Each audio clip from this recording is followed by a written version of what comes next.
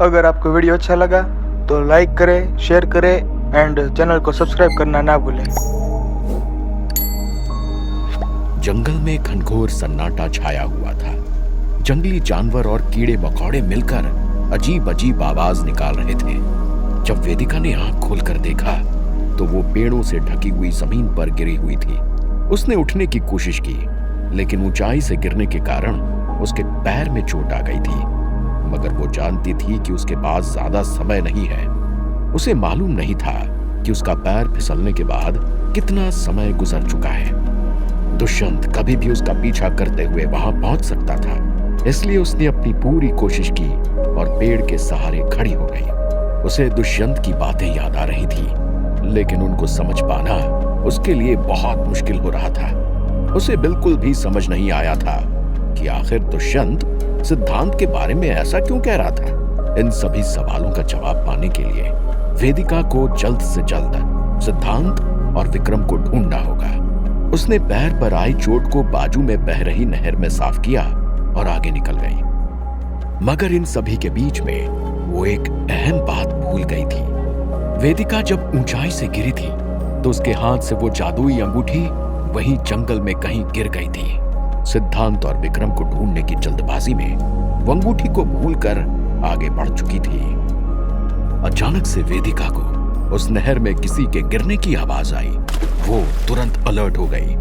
उसके दिल की धड़कनें तेज हो गईं। धीमे कदमों के साथ वो कुछ दूर आगे बढ़ी और एक पेड़ के पीछे छिपकर देखने की कोशिश करने लगी।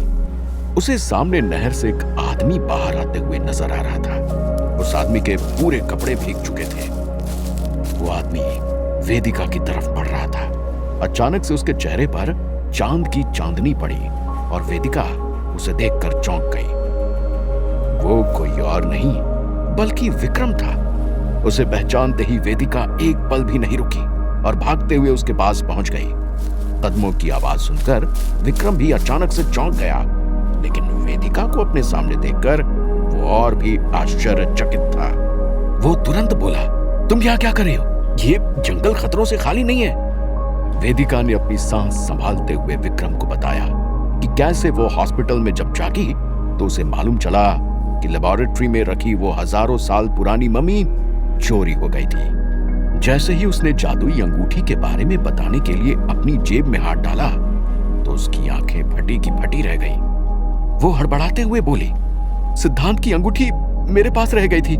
मैं उसे लेकर और मम्मी के बारे में बताने के लिए तुरंत यहाँ आ गई, मगर वो कहाँ है? मुझसे एक बहुत बड़ी गलती हो गई है, मुझे मालूम नहीं, लेकिन जब मैं यहाँ आने के लिए निकली तो एक अनजान व्यक्ति मेरा पीछा करने लगा। इतना ही नहीं, उसने मुझे मारने की भी कोशिश की। उससे भागते हुए ही मैं अचानक से इस चट्टान से नीचे गिर गई और शायद इसी बीच वो अंगूठी कहीं जमीन पर गिर गई होगी। मुझे माफ कर दो। इतना कहकर वेदिका जोरों से रोने लगी। उसका मन बहुत दुखी हो गया था क्योंकि वो सिद्धांत की मदद नहीं कर पाई थी। इतना ही नहीं, सिद्धांत को अपने सामने ना पाकर उसका दिल और तड़प रहा था।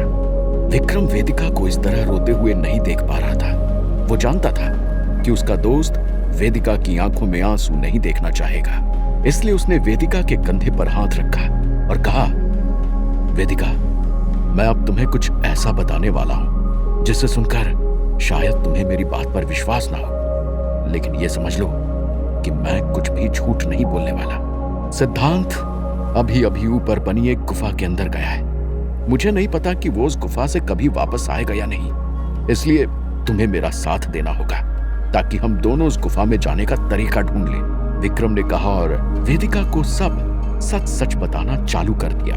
वेदिका के चेहरे पर कंफ्यूजन की शिकन साफ नजर आ रही थी। उसने वेदिका को बताया कि कैसे उन्हें जो मम्मी समुद्र से मिली थी उसमें सिद्धांत को वो अंगूठी मिली थी। उस अंगूठी के मिलते ही कैसे सिद्धांत को अपने पिछले जन्म के फ्लैशेस आने लगे। विक्रम ने वेदिका को बताया कि आखिर सिद्धांत की जिंदगी में उसका क्या महत्व था और सिद्धांत उस गुफा के अंदर क्यों गया था। जैसे ही वेदिका ने विक्रम की बात सुनी, एक पल के लिए वो शांति से खड़ी रही, मगर अगले ही पल वो ठहाके मार के जोर से हंसने लगी। विक्रम जानता था कि वेदिका का यही रिएक्शन होगा, लेकिन एक पल के लिए उसे लगा था कि शायद वेदिका उसकी बात मान जाए। वेदिका ने हंसते हुए कहा, तो तुम ये कहना चाहते हो कि पिछले जन्म में सिद्धांत ने मुझे मार दिया था? हा? और वो जो आदमी इस वक्त मेरा पीछा कर रहा था वो कोई और नहीं बल्कि पिछले जन्म का हमारा सबसे बड़ा दुश्मन है। लगता है तुम दोनों ने कुछ ज्यादा ही आर्कियोलॉजी पढ़ ली है। मैं इन सब चीजों पर विश्वास नहीं करती हूँ। हमें तुरंत सिद्धांत को उस गुफा से बाहर निकालने की कोशिश करनी चाहिए। मुझे विश्वास है कि इसके पीछे कोई जादू नहीं है बल्कि कोई साइंटिफिक रीजन है। विक्रम ने तुरंत अपना सिर हिलाया और कहा, तुम भले ही मेरी बातों का विश्वास नहीं कर रही हो, लेकिन इस वक्त मुझे तुम्हारी मदद की बहुत जरूरत है। इसलिए भले ही तुम्हें यह सब मजाक लग रहा है, लेकिन हमें इस गुफा में अंदर जाने का रास्ता ढूंढना ही होगा। एक पल के लिए वेदिका अपने ख्यालों में खो गई। न जाने क्यों, भले ही उसका दिमाग कह रहा था कि ये सब झूठ है, उसका दिल कहीं ना कहीं विक्रम की बातों पर विश्वास करने के लिए आतुर था। उसने तुरंत विक्रम की तरफ देखा और अपना सर हाँ में हिलाया। अगले ही पल वो दोनों उस गुफा में अंदर जाने का रास्ता ढूंढने लगे। वहीं दूसरी ओर सिद्धांत की जान उसके हलक में अटक गई थी। आर्यन उसकी तरफ लंबे कदमों के साथ बढ़ रहा था। एक तरह से सिद्धांत के लिए ये अच्छी बात थी, वो अब आर्यन से फाइनली बात कर पाएगा। लेकिन कहीं ना कहीं उसका मन आर्यन को इस तरह से बर्ताव करते हुए देख समझ गया था कि आर्यन चाहकर भी उसकी बात नहीं मानेगा। आर्यन असलियत में बिल्कुल भी वैसा नहीं था जैसे सिद्धांत ने सोचा था। उसे लगा था कि पिछले जन्म में वो एक सीधा साधा लड़का था, लेकिन धीरे धीरे अब उसे समझ आ रहा था कि वो इतना नादान और बेचारा भी नहीं था जितना सिद्धांत उसे सोच रहा था। आर्यन के कदम उसके बहुत करीब आ चुके थे। वो यहाँ वहां देख रहा था कि आखिर वो आवाज किसने निकाली थी। सिद्धांत दीवार से चिपक कर अपनी सांस थाम कर खड़ा हुआ था। आर्यन का हाथ अंधेरे में उसके शरीर को टच करने ही वाला था कि अचानक से पीछे से एक भारी आवाज सुनाई दी। अरे आर्यन, तुम यहाँ गली में क्या कर रहे हो? हम तुम्हें कब से ढूंढ रहे हैं। मैं तुम्हारे लिए एक बहुत ही अच्छी खबर लेकर आया हूँ। इस प्रतियोगिता का इनाम उसके सामने कुछ भी नहीं है। पीछे से जयंत की आवाज सिद्धांत के कान में पड़ी। आर्यन ने आखिरी बार सिद्धांत की तरफ अंधेरे में देखा और मुड़कर जयंत के पास पहुंच गया। वो बोला, भैया, आजकल आप बहुत ही अच्छी खबरें लेकर आ रहे हैं। क्या बात है, बताइए मुझे। जयंत ने एक बड़ी मुस्कान के साथ आगे कहा, मुझे अभी अभी गुप्तचर से मालूम चला है कि बिंदिया नामक पहाड़ पर एक बहुत ही विशालकाय ड्रैगन रहता है।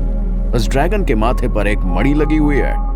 जिस किसी ने भी उस मणि को निकालकर उस ड्रैगन को मार दिया और मणि को धारण कर लिया, वो आदमी बहुत ही ताकतवर बन जाएगा। मैं चाहता हूं कि मेरा भाई दुनिया में सबसे ताकतवर इंसान बने।